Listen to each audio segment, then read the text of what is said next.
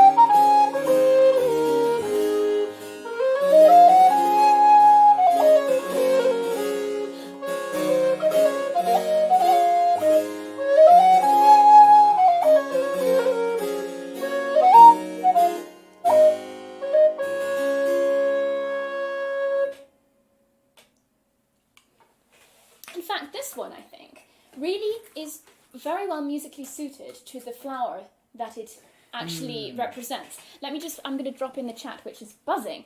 I'm going to drop in the chat a link to the Royal Horticultural Society page for the anemone, which is really interesting and gives you an idea of what the flower's like. I knew an anemone before. It's one of my favourite flowers, but if you didn't, do take a little look.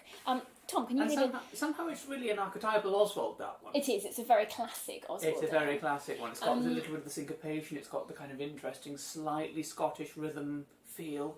And it's got the kind of minuet, the elegance. It's beautiful.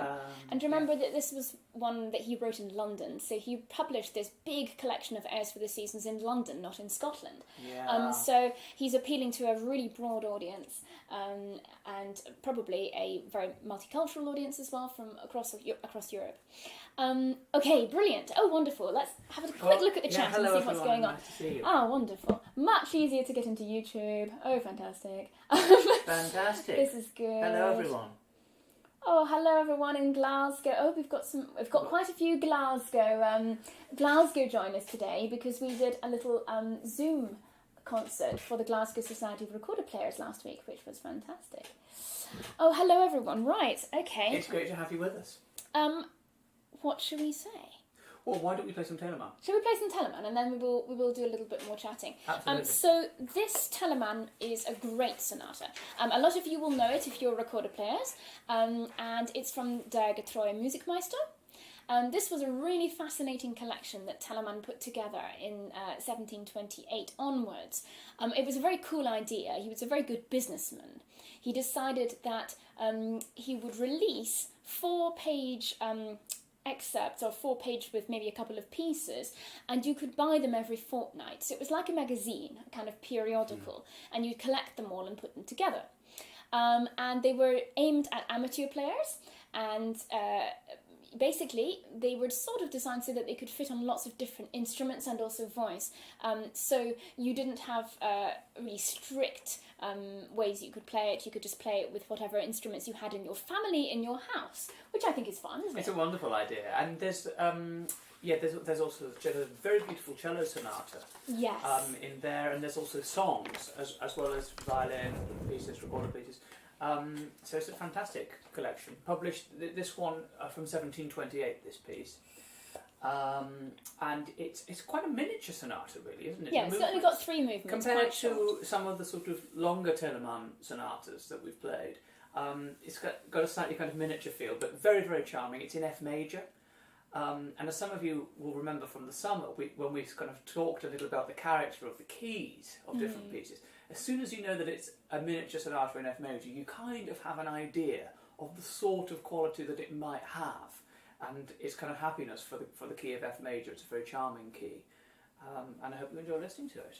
Okay, yeah.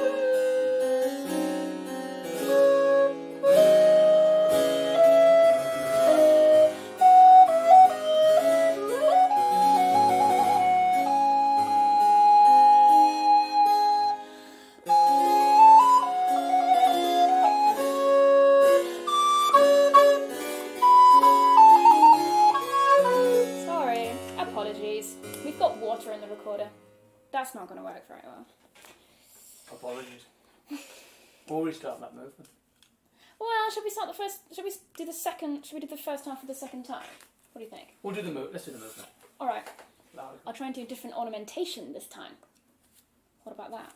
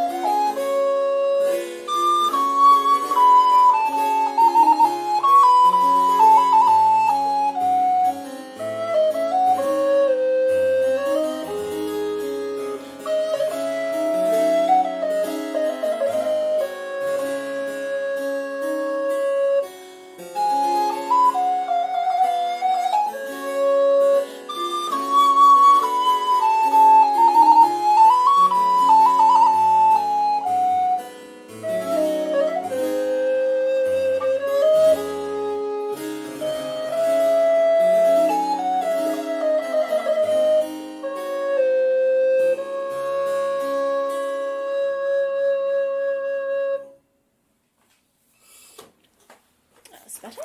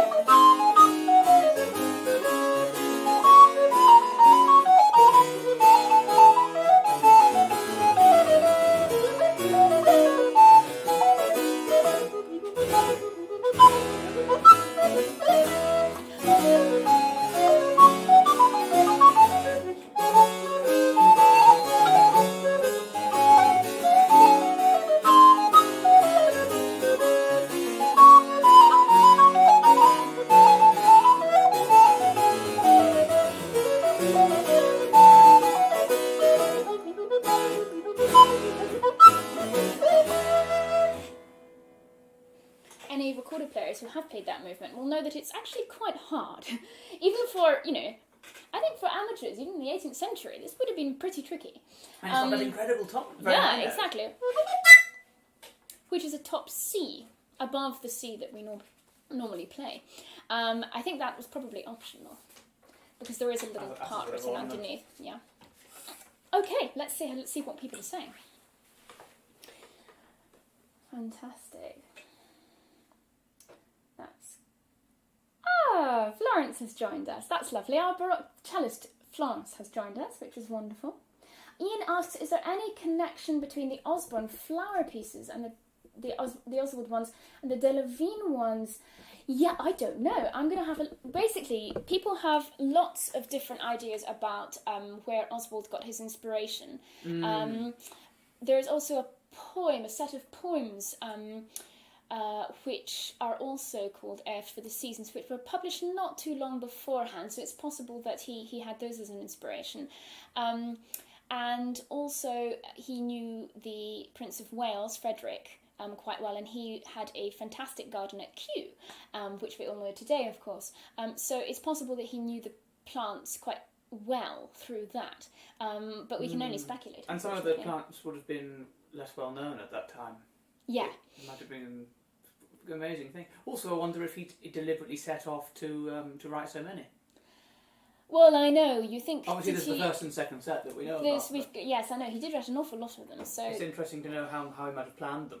Did they start off as sort of single? Well, I think that some really of the ones in the conceived as a second set are much more unusual flowers, to be fair. So he probably started off with the better known flowers in the first set and then moved on to the second set. Oh, thank you, Chris. Chris says, good, wonderful energy and creative spirit. It is a very good piece in that time.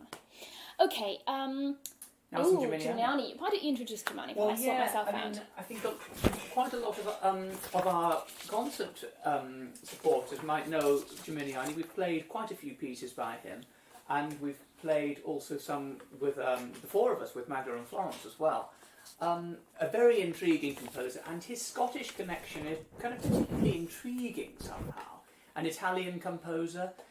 He studied with Corelli and also Alessandro Scarlatti.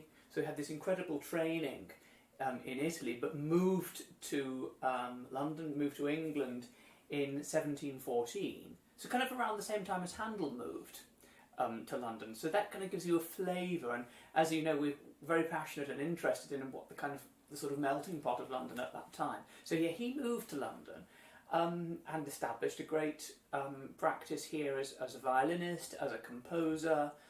He seemed to have a wonderful character as a performer, and that comes across in his pieces. He's mainly known for these concerto grosso pieces, and also very interestingly, he actually rearranged some of the, I think it's Opus 1 and 5 of Corelli as concerti grossi. So he did, yeah. So the solo pieces, he kind of rearranged them for more instruments. Of course, Corelli was his teacher, so there's not a feeling of kind of improving the pieces, but just a feeling of making them sort of different, and it's very interesting to think of as he was a very good orchestral composer, or for larger chamber ensembles. And the thing that's really cool about Geminiani's Scottish connections is that he actually believed that Scottish music, and I think we've said this before, he believed that Scottish music was the highest possible form of music. And this piece is taken from his treatise in the art of good taste in music. This is the highest possible taste. We know this, of course. I mean, all Scottish people know that Scottish music is for sure the best. But Geminiani believed this from a kind of more theoretical point of view. And he took Scots tunes here, and he thought he would basically, not exactly improve them, but, add various things. So for some, he's made a vocal setting with beautiful bass part and a second line. For some, he's made them into a trio sonata. You might have heard us playing that as a full, one of those as a full ensemble. And today we're going to play Lady Anne Bothwell's Lament. So he took this tune and he has made it into basically a slow movement and then a fast movement with variations. First for me, and then for Tom, Lady Anne Bothwell. I'm going to have to read this because I only learnt who Lady Anne Bothwell was this morning.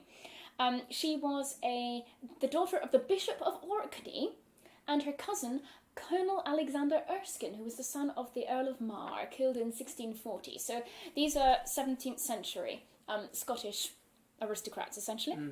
And yeah, the tune was known from possibly not so long after that, and definitely by 1711 when it was published. But Geminiani is kind of playing with it. But this setting is a little bit later than that, isn't it? It is 1749. 1749. From one of Geminiani's many interesting treatises. The Art of Good Taste in Music is just one of the interesting ones. There's also the violin one, there's the continuo one. Very interesting. So I hope you enjoy listening to Lady Anne Bothwell's Lament by Geminiani.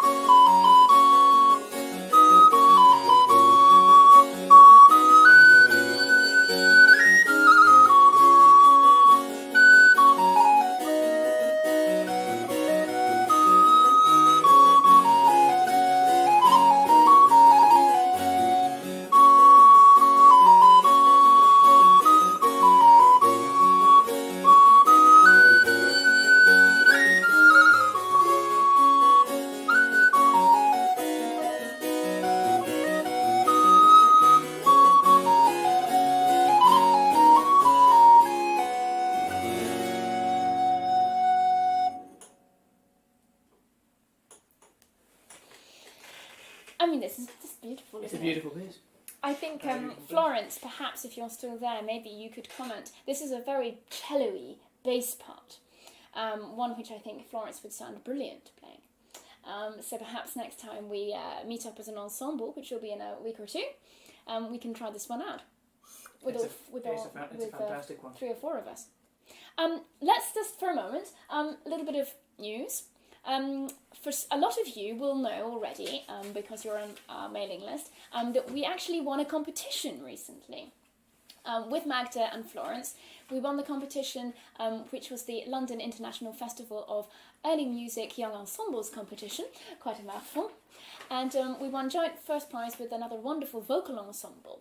You can still watch the competition online, and you can do that until the 30th of November. So I'm going to drop the link in the chat, just in case anyone hasn't seen it yet. It was a really great event, and we get some prize money, a nice performance at next year's festival, which we hope will be in person, and also some mentoring from a fantastic Baroque violinist, Margaret Faultless. So we're absolutely delighted. To prove it, here's our certificate. We're very proud. And what else have we got? We've got a few more live streams coming up. Next Friday. Now, this is where you come in, so listen carefully. We need some requests, please. Because, it's nice to put programs together that are mixed programs. We'd like to make sure we're playing what you want to hear. So in the chat now, or anytime. Yeah, or by email. By email, by Facebook, or whatever you like. Just drop us a line, and with some suggestions of composers or pieces, we will try our very best to play them next Friday, which is our next live stream. And we can arrange them. Exactly. So it doesn't have to be something for recorder and harpsichord. It can be for... We'll do our very best. I mean, we can be quite versatile within reason, let's say. Yes. And actually, last summer, I think it was for our last of the summer concerts in the warmth, then we did actually put in lots of requests that people sent in, and including some slightly more unusual ones. And it was really fantastic for us as well to know some more, get to know some different pieces, and to create a dialogue with what's going on. Exactly. Where else can people hear us later today? Later today, everyone can hear us on YouTube yet again, because we are playing a couple of James Oswald airs, not the same ones as we just played today. We'll be playing those at the Temple Church as part of their live-streamed Evensong tonight, and it's actually a Scottish-themed Evensong because we're close to St Andrew's Day. St Andrew. So you can tune in. It's going to be at 5:45. And it's on our, there's links on our Facebook page, and I think I also sent the link on our mailing list in the newsletter. And it's on the Temple Church's YouTube page, yeah. You'll be able to see it there. So, yeah, do join us. It should be very Scottish, very, very, very beautiful. Including Scottish choral music. Including Scottish choral music, exactly. What, briefly, because we do have lots of Scottish watchers today. We have a metrical psalm. Brilliant. As the psalm setting, and we've got some David Peebles. And we've got some James Macmillan. So, a variety of Scottish music there. From a wide range of periods, in fact. Yeah. Yeah. That's amazing. If anyone enjoys vocal music, that is going to be brilliant. And who's conducting it? That'll be me. That'll be him. Okay. And I'm also accompanying Mary-Jannet and Tom. Yes, Tom's going to be busy this evening. So, our next piece is from the very famous Baroque flautist Quantz, Johann Joachim Quantz. Very, very important composer. In the summer, again, we discussed a little bit about his treatise on playing the flute, which is an important document for flute players, but actually all instruments. All instruments. Very useful. One of my favourite things from that treatise, just before we play it, is what he says about when you hear musicians play. I think it's the only source that I think says something so constructive about that. He said, when you adjudicate other performers, and of course that's what people were doing a lot. When you judge another performer, you should always hear them 3 or 4 times, just in case they're having a bad day on one of them. which is a lovely thing to say, and kind of goes so far against kind of what we might do in modern life, where we sort of just listen. We judge on one hearing. Yeah. So this is from a flute sonata in A minor, 2 movements. Adagio and presto. Very, very quick presto.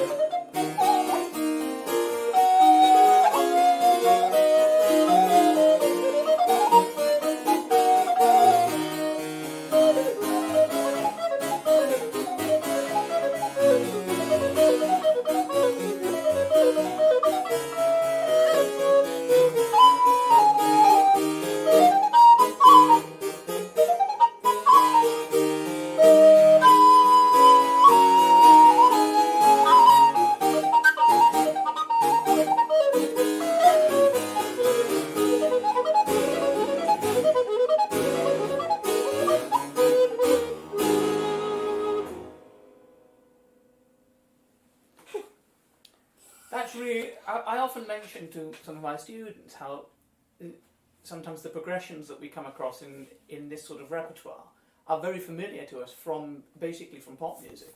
Yeah, and actually true. that happens a lot in this because it's very, very familiar sequences. These could easily exist in any form. Yeah. And these can exist in lots of different forms. So it's very compelling. Ian says that the best advice he ever had about music was never discount a piece until you have heard it 3 times. So same You're basing yourself on Quantz says. And I think that's really important in today's society. It's so easy just to click on something now and like hear it once, or I mean, what if download a score and just look at it rather than having to actually find the music in the way that this music would have originally been done. You'd have had to have found the composer and would have been a very different experience as a musician. So yeah, it's really interesting. We've got a couple of suggestions which Tom can look at. They look brilliant. Lovely. We're going to have a little bit of a couple of songs, a couple of tunes really, from this lovely little publication, which is called Early Wind Music from Scotland. Flute tunes from the GBKET MMC 353 manuscript. And this is a really recent publication edited by a colleague of mine, Elizabeth Ford. And she basically edited this from a manuscript which is in the Buccleuch collection, the Montague collection, which is owned by the Buccleuch family. And it was probably an early 18th century manuscript, and we probably think maybe around 1700 to 1720. Basically, it was a member of the family who wrote out tunes that they liked for themselves to play, basically, and they are all in the range of the recorder, the alto recorder, so it's very likely that the person was a recorder player. So I'm going to play a couple of them on the recorder. In the manuscript, there are all sorts of different tunes, 54 tunes altogether, I think, and 18 of those are Scottish.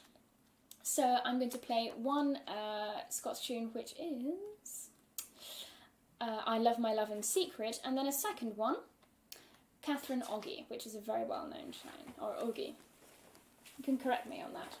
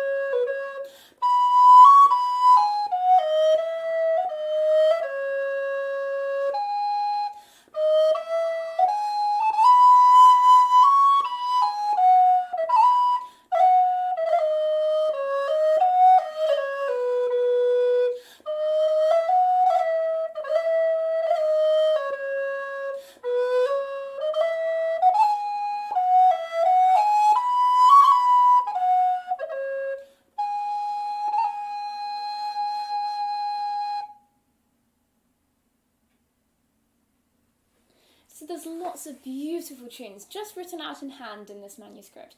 And if you want to buy it, do let me know. It's not from me, obviously, but I will see if I can drop a link below later on where you can buy this lovely little publication. Nice thing to play.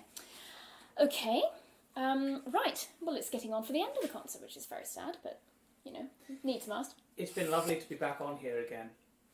Here. And well, I don't know why it feels different being on YouTube than maybe just because the computer looks different. Yes, it But does. and to connect with you wherever you are listening to us. It feels very different than the summer in terms of the weather and the light. Very different. The recorders are misbehaving, you know, whereas they were happy in the summer. The heating comes on and the harpsichord changes its tune. Yeah. But anyway, it's really it's lovely. great to have you with us, and we look forward to seeing you again. Yeah. Next Friday, and other things in the future. We're hoping to be doing another of our Walking Those Musical Streets episodes, particularly before it's quite good to do it while it's very quiet. So Yes. look out in the next couple of weeks for that as well. Exactly. And even more excitingly, we're about to record our first CD, commercial CD. So we'll be doing a crowdfunding campaign for that relatively soon. So do watch that space as well. And do sign up for our newsletter for our supporters. Okay, last piece. Another James Oswald air. This one is the Arbutus. And I'll do that now. I'll If you drop can the put the link link. in, then people can see it. Yeah. And this is from the autumn set. No, it's not. No, it's from the winter set because we're getting into winter Yeah, we're now now. looking into the winter, so making Yeah, it useful for you. exactly. And the arbutus tree is kind of like a strawberry tree. It has strawberry-like berries. Though I don't think they're... You'll have to tell me if anyone knows whether they're edible or not. I'm not sure. Anyway, there we go.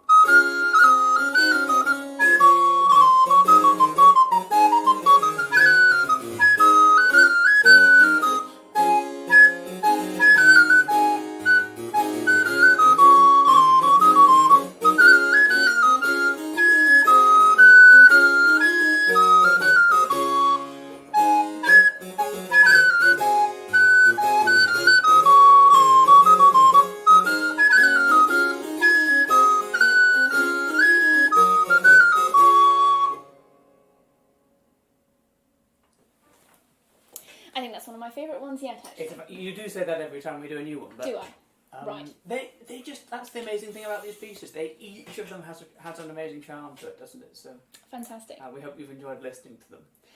Well, we shall see you next Friday. And that's going to be rather like the Friday feel that we had in the summer. Don't forget to send in your requests. And we really look forward to seeing you next time. Take care, everyone. Bye-bye. Bye-bye.